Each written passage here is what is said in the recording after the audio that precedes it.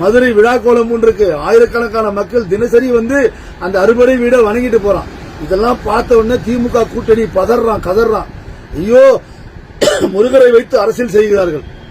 என்ன, நீ கடவுளை இல்லைன்னு சொல்லி கடவுளை நிந்திச்சு கடவுளை எதிர்த்து கோவில் இடிக்கணும், கோவில் கூடாது, பகுத்தறிவு பேசணும், மூட நம்பிக்கை, முருகர் ஒரு கடவுளே இல்லைன்னு சொல்லி பிரச்சாரம் பண்ணி ஆட்சிக்கு வந்த. எந்த கடவுளை நீ இல்லைன்னு சொல்லி பிரச்சாரம் பண்ணி கடவுளுக்கு எதிரான நீ ஆட்சி அதிகாரத்தை கைப்பற்றினியோ அதே கடவுள், அதே முருகப்பெருமான், அதே இறை சக்தி உங்களை ஆட்சியிலிருந்து அகற்ற போறாங்க. ஆட்சியிலிருந்து திமுக வீட்டுக்கு அனுப்ப போறாங்க. எத்தனை பேர் பதறான், எவ்வளவு பேர் கதறான். விடுதலை சிறுத்தை ஷானவாஸ் அப்படியே குதிக்கிறார்.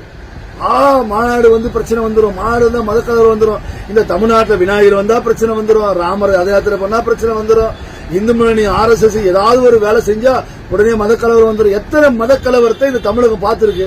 எத்தனை மதக்கலவரத்தில் இந்த RSS இந்து முன்னணியோ BJP ஈடுபட்டு இருக்கு? ஏதாவது ஒண்ணு சொல்லுங்க பாப்பா. தமிழ்நாட்டில் ஏன் நீ பதற, ஏன் இப்படி கதற? எல்லாரும் சேர்ந்து அறிக்கை கொடுக்கறோம், எல்லாரும் சேர்ந்து கோர்ட்டுக்கு போறோம், எல்லாரும் சேர்ந்து நீதிமன்றத்தில் போய் வழக்கு போடுறான்.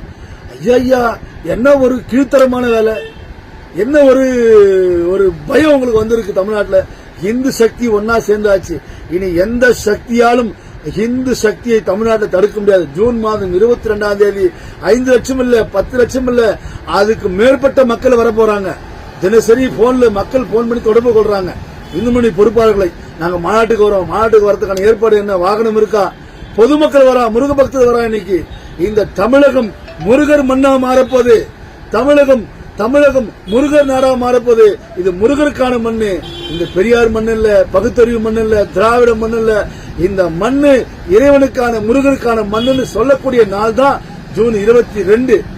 திருப்பரங்குன்றத்தில் ஆடு வெட்ட போனானு, மலை மேல சிக்கந்தர் மலைன்னு சொன்னானு, அந்த மலை வக்போருக்கு சொந்தம் சொன்னானு. அப்ப இந்த திமுக கூட்டணி என்ன பண்ணாங்க? இந்த காங்கிரஸ், விடுதலை சிறுத்தை, கம்யூனிஸ்ட் யாராவது ஒருத்த வாய் திறந்தானா? கந்தசஷ்டி கவசத்தை இழிவுபடுத்தினா வாய் திறந்தானா? சிவபெருமானை இழிவுபடுத்தினா வாய் திறந்தானா? இறையை நந்திக்க சொல்ல, இறையை குறை சொல்லி பேச, இறைய மறுப்பாளர்கள் நிறைய பேர் தமிழ்நாட்டில் பகுத்தறிவு என்ற பேர்ல, கருத்து சுதந்திரம் என்ற பேர்ல இந்துக்களை தொடர்ந்து கொச்சைப்படுத்துறானே.